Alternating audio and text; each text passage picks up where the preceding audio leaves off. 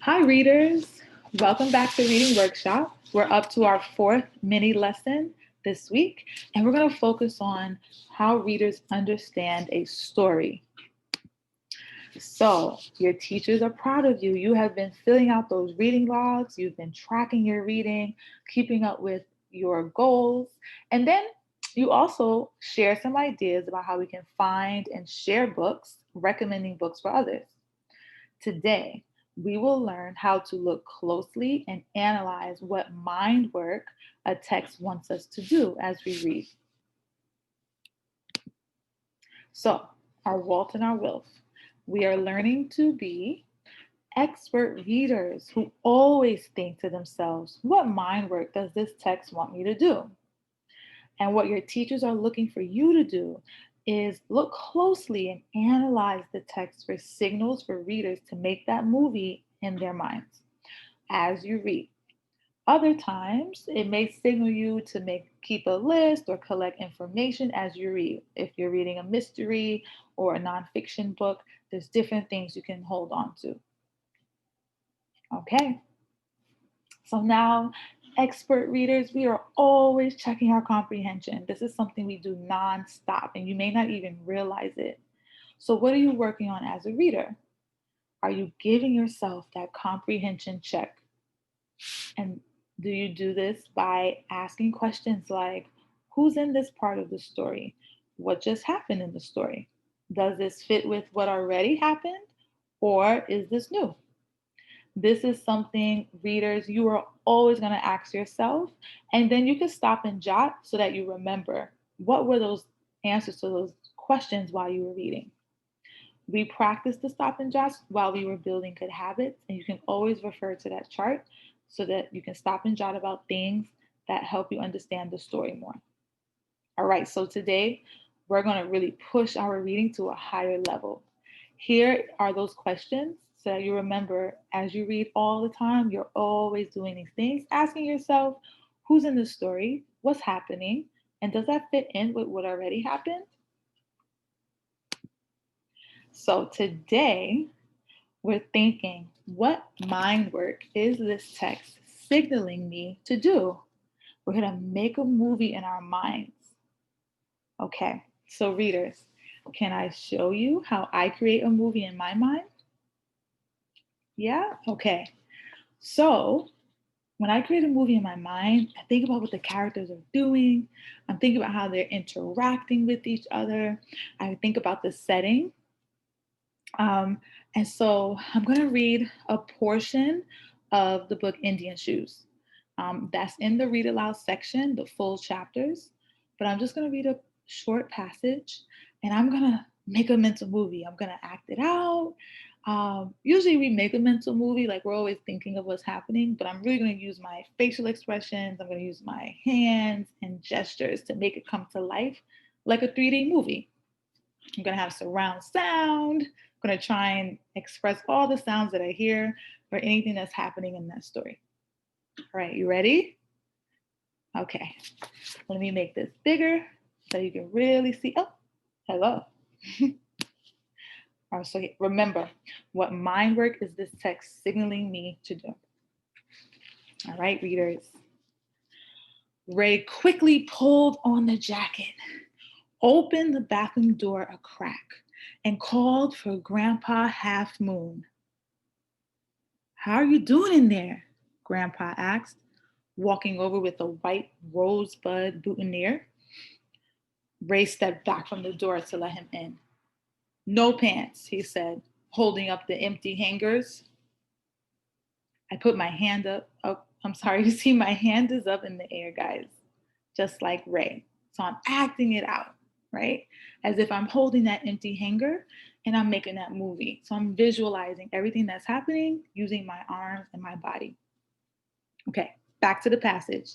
Listen, watch me. Can you double check the closet? Grandpa set the boutonniere on the counter and sped off while Ray waited in the bathroom. A couple minutes later, Grandpa returned and shut the bathroom door. No pants, Grandpa Half Moon confirmed. So I'm envisioning that he's shaking his head, no pants. I'm envisioning that he has expressed a little frustration, shutting the door. Okay, let's go back. Let's read more. I'm still going to keep using my gestures and my facial expressions. I checked 3 times. They could still hear the groomsmen laughing outside about who know what. But in the bathroom, nothing seemed too funny. Ray shifted his weight from one sock-clad foot to the other. I can't go out there in my underwear, he said, holding up his purple neon sweatpants. Can I just wear these? I don't reckon so, Grandpa answered. Everybody be staring at you instead of Nancy Lee. Rup, rup, rup, rup, rup, came a knock on the bathroom door. Notice I'm using my gestures, facial expressions. Okay, back to the passage. Ray and Grandpa heard the best man's friendly voice. 10 minutes until showtime, he said. Wow, so this situation it seems like there's an issue. He doesn't have pants, he doesn't know what to wear. And then can't we just get another pair of pants? All right, there's a sudden discovery. Let's see. Grandpa shook his head. Not in 10 minutes, but I have another idea. Grandpa excused himself to see if any of the guests were sporting pants Ray's size. Guys, readers, what do you think Grandpa's thinking? As I'm visualizing in my mind, I'm thinking that he's like, what if someone wears your size and you can wear their pants just for this occasion? Maybe, and then you could switch back. That's an idea. He's trying to solve this problem. All right, let's go back to the text. Meanwhile, Ray paced and puttered and made faces at himself in the mirror. Oh my goodness. Readers, are you feeling nervous like Ray? Yeah, he doesn't have pants. They got ruined. He needs to get out there. The groomsmen are waiting. He's under a lot of pressure. Grandpa's trying to help him out. Hopefully someone has a size that fits him. Yeah, I think he's feeling pretty nervous. I can feel it. So as I'm visualizing, I'm envisioning he's feeling really nervous. Back to the passage. 6 minutes later, Grandpa Half Moon returned empty-handed. The only other kids at the wedding were frilly girls, he reported. The kind with lace and bows. Too bad I can't borrow your pants, Ray said, but I drown in them. All right, readers, did you see how I paid close attention to what the character was doing? And I used my own body language to mirror what I pictured the character doing. And then I thought, the character's emotions. I have to feel and be in it so I can really visualize what they're really feeling using my facial expressions and my gestures, body language too. Okay, readers.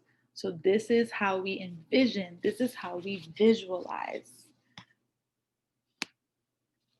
So now let's look at some of the work we're going to do together. Did you notice as I read the book Indian Shoes, that passage? I made a mental movie and I'm sure you were too. So I imagined that I was experiencing everything that was happening in the story live. My hands, my shoulders, my facial expressions, the nervousness he was feeling, I put myself in it so that I can bring this story to life. Okay. All right. So now it's your turn, readers. I'm going to read another portion aloud. Now I want you to act out these parts. You can do this on your own with a partner, a family member. If you don't have anyone, you can also sketch what you're envisioning, very detailed, of what is happening. Are you ready, readers? Listen carefully. It's your turn. Act it out. Make a movie. Facial expressions, gestures. Okay, here's a passage from Indian Shoes. We're back on scene. For another minute, Ray and Grandpa tried to come up with a solution. They even thought about Grandpa pitching in for Ray, becoming the oldest ring bearer ever. But they decided he couldn't do that without being specially asked. Then Grandpa Half Moon stepped out to talk to the best man about handling the ring delivery, but he'd already left with the groomsmen to usher. So Grandpa searched for someone else. But the groom was talking to his daddy in one room, and the bride was hugging her auntie in the other. Okay, partners, act out that they're searching, act out that they're looking, act it out right now.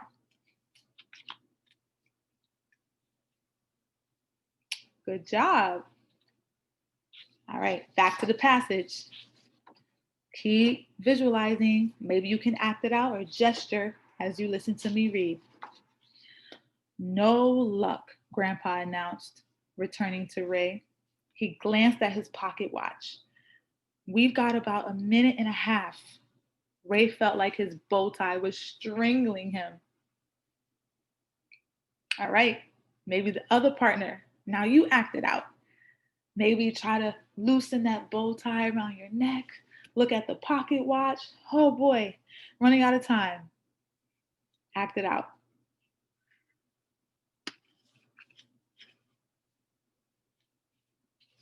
Good job.